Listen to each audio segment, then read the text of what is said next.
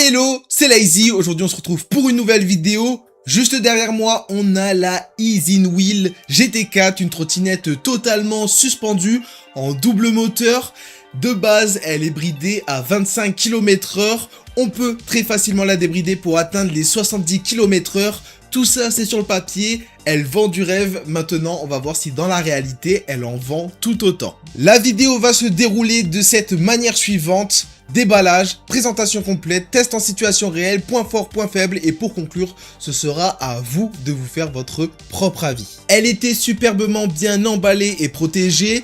À l'intérieur du carton, on y retrouvait aussi la notice, un chargeur, une clé Allen, une chambre à air, et pour finir, cette sacoche de super bonne qualité. On a quelques pièces à monter nous-mêmes, la sacoche et le guidon. Donc rien de très compliqué, c'est très facile. Sur le guidon, il y a 4 vis à mettre et le tour est joué. La Ease in Wheel GT4 est l'une des plus belles trottinettes que j'ai reçues. Le deck est magnifique.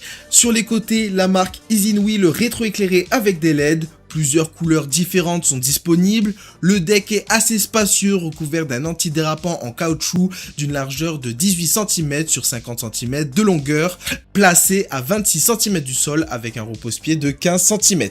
Côté confort, on retrouve des bras oscillants à l'avant comme à l'arrière, avec des suspensions. Celle de l'arrière est réglable, celle de l'avant l'est aussi, mais un peu moins. La suspension est entourée de cages, donc plus difficile à régler.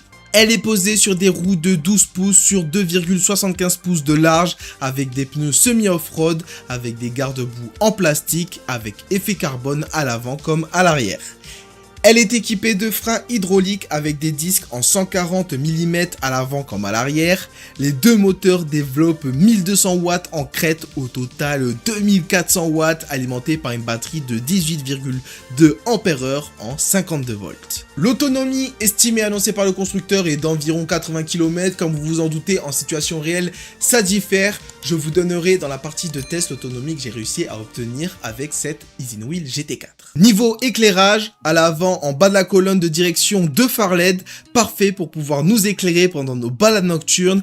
Ils sont assez performants pour rouler en obscurité totale. Le feu arrière est intégré au garde-boue avec clignotant intégré. 2 autres clignotants sont présents au niveau du deck et quelques réflecteurs fixés sur les bras oscillants. Le guidon culmine à 129 cm du sol et à 105 cm du deck.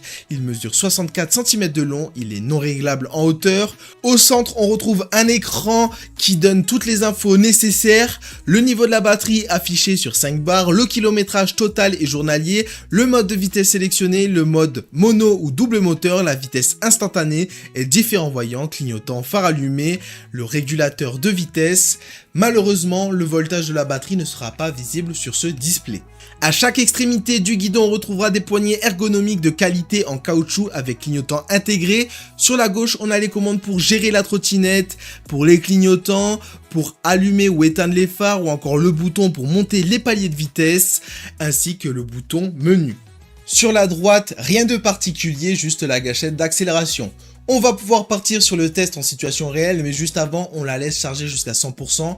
Pour une recharge complète, il faudra compter environ 6 heures. Et ensuite, on vérifie aussi la pression des pneus. Personnellement, j'utilise un petit compresseur sur batterie. C'est le Xiaomi 2S et ça fait grave le taf. Actuellement, je suis bridé. Il y a le régulateur de vitesse qui vient de s'activer. Alors, pour la débrider, c'est très simple. On appuie sur les freins et 5 fois sur le bouton power. Donc, 1, 2, 3, 4, 5. J'ai appuyé sur les 2 freins, mais vous pouvez appuyer sur qu'un seul frein. Maintenant, on va repasser en mode sport. Comme vous voyez, c'est assez progressif, mais là, on est en monomoteur. Maintenant, pour activer le double moteur, c'est 2 fois le bouton M, donc 1, 2. Voilà, là, on a le double moteur, et là, elle aura beaucoup plus de gouache et va beaucoup plus rapidement monter dans les tours, et on arrivera beaucoup plus rapidement à sa Vmax. Sur les premiers mètres et kilomètres parcourus, on ressent sa nervosité et son dynamisme. Elle est coupleuse en double moteur et en monomoteur, les accélérations seront plus douces et progressives. L'angle de braquage est bon, les pneus en 12 pouces nous assurent un meilleur confort. La tenue de route est bonne. Sur le bitume, rien à dire, les suspensions gomment les irrégularités de la route, mais elles restent assez fermes. On n'est pas sur des suspensions nuageuses. En termes de comparaison, c'est plus ferme que la Kukirin G2 Master.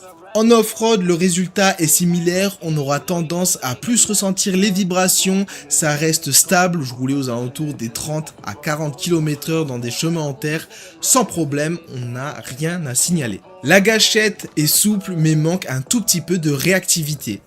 J'ai remarqué qu'il y avait de la latence du moment où on appuyait sur la gâchette et le moment où le moteur va se déclencher. Regardez, j'appuie, il y a une petite seconde latence de décalage et j'ai l'impression que c'est encore plus présent quand on est par exemple en mode école. Et c'est parti, je le refais. C'est très léger mais il y a une petite latence tout de même. Je trouve ça incroyable de pouvoir rouler en toute légalité à 25 km/h et aussi d'avoir la possibilité de la débrider en littéralement 5 secondes. Le cadre est magnifique face au champ de cerisiers. J'ai fait un test d'un vélo électrique il y a moins d'une semaine de ça et il n'y avait pas encore tous ces cerisiers fleuris, c'est vachement beau. Enfin bref, on n'est pas là pour ça, on est là pour faire la VMAX de cette trottinette. Allez, c'est parti, elle a patiné au démarrage. On est déjà à 30 km/h. Je vais vous indiquer les km/h parce que le compteur on voit rien. On est à 50 km/h. On va peut-être atteindre les 60. On est à 55. Et je crois que ce sera sa VMAX. Donc on est loin des 70 km/h annoncés. On va quand même voir juste ici après le virage. Ouais, 57, 58, oh 69, 70. Incroyable, je vais vérifier si le GPS m'indique la même chose. Comme on peut le voir, la trottinette affiche 30 km/h, 29-30 km/h, on est à 26-27 GPS, donc il y a une différence de 3 km/h environ. Alors je suis gourmand, vous reconnaissez sûrement l'endroit, c'est mon test, enfin mon parcours de test où je fais la VMAX et aujourd'hui je vais réeffectuer le test. C'est le moment de la VAR, car hier on a atteint apparemment les 70 km/h, mais j'étais un peu dubitatif. Donc cette fois-ci on aura le GPS sur mon téléphone à droite, même si lui il aura à peu près 2-3 secondes de décalage. Allez, c'est parti. Comme d'habitude, elle patine au démarrage. Alors contrairement à hier, on a le vent qui est en sens contraire à nous. On est déjà à 50 km/h, 60, elle dit 70 et on verra sur le GPS. Je vais me concentrer sur le virage.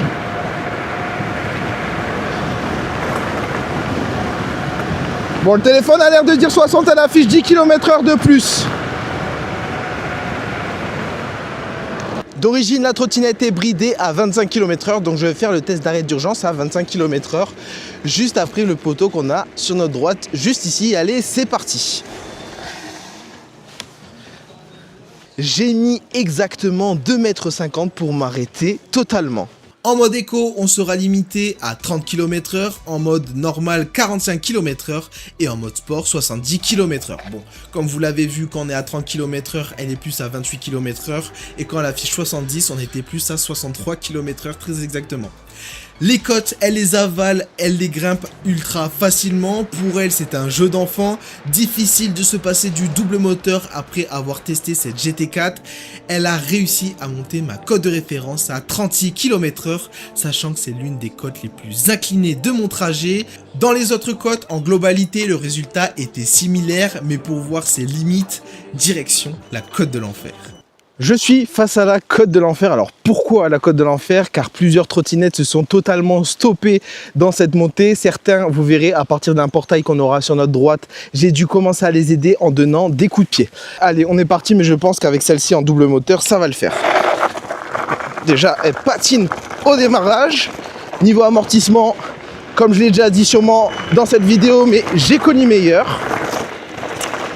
Pour le moment, on est à 36, presque 40 km/h. C'est assez équivalent à toutes les autres trottinettes que j'ai testées. Et là, elle monte ultra facilement, 37 km/h. Donc, le résultat est assez similaire au Kukirin G2 Master ou encore à beaucoup de trottinettes en double moteur. Elle a réussi le test haut les mains.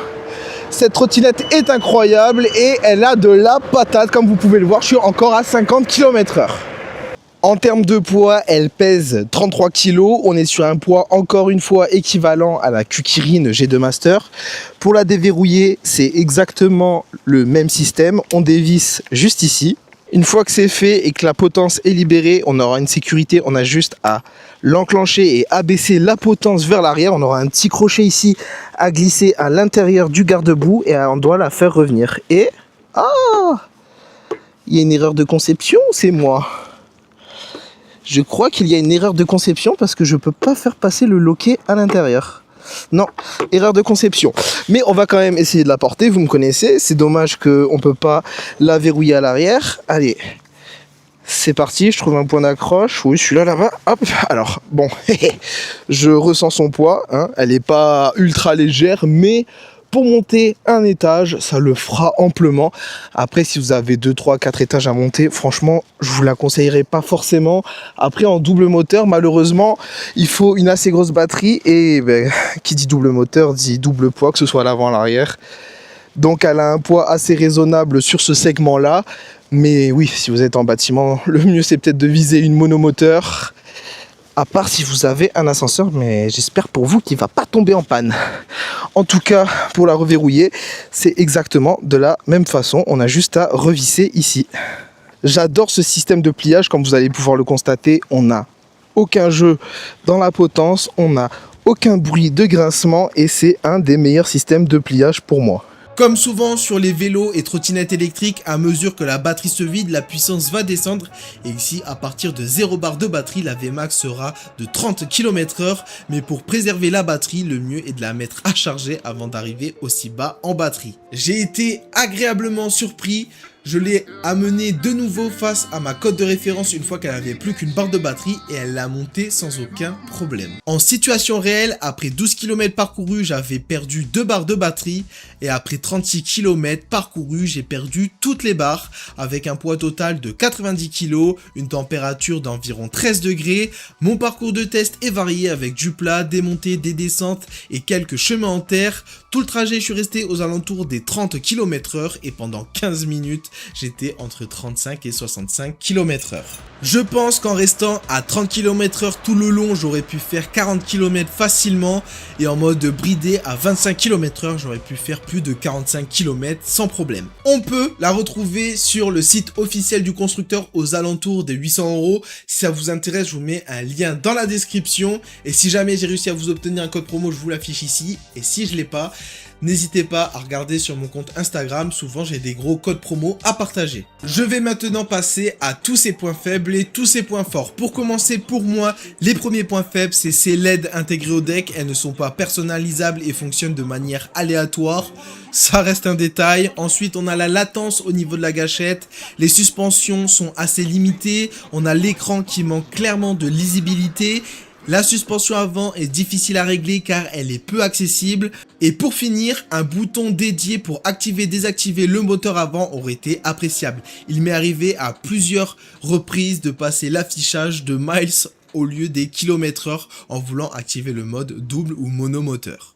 Pour commencer, le premier point fort, sa puissance qui est impressionnante. Elle grimpe absolument toutes les côtes. Une conception robuste avec une finition de qualité, elle reste performante même avec très peu de batterie, un système d'éclairage complet et performant, un système de pliage simple et fiable. On a le régulateur de vitesse, moi j'adore cette option. La présence des freins hydrauliques, un avantage notable face à une concurrence souvent équipée de freins mécaniques dans cette tranche de prix. Je vais parler français. Quand je parle de la concurrence, je parle bien sûr de la Awesome L2 Max par exemple, qui ne peut pas être bridée à 25 km/h ou encore qui n'a pas de frein hydraulique. Autre trottinette dans la même gamme de prix, la Kukirin G2 Master qui n'a pas non plus de frein hydraulique. Et par contre, ici, on a aussi une petite sacoche de fourni. C'est des petits détails mais qui font plaisir. Pour le prix, je la trouve super intéressante. En tout cas, moi, je pense avoir fait le tour. Si jamais vous avez certaines questions auxquelles je n'aurais pas répondu, n'hésitez pas à faire dans l'espace commentaire. Même elle s'est éteinte, elle en a marre. Maintenant, moi, je vous laisse ici le petit pouce bleu. Abonnez-vous si ce n'est pas encore fait. On se retrouve pour d'autres vidéos et je vous dis à plus les potes. Merci d'être restés jusqu'à la fin. Toujours les mêmes journées de galère, une boule au ventre qui te sidère. Et c'est le prix à payer pour voir rentrer le salaire. J'ai un billet bleu pour un pochon vert et pas si bien viscère. Tout ce que je demande c'est le sourire de ma mère, mon père, ma soeur et de mes frères. J'ai fait déjà 18 ans de guerre, 18 ans de guerre face à la vie. Mes convictions, mon arme de poing, mes rêves, mon arme secrète. Et depuis le début je bats en retraite car faut éviter les pièges à l'eau.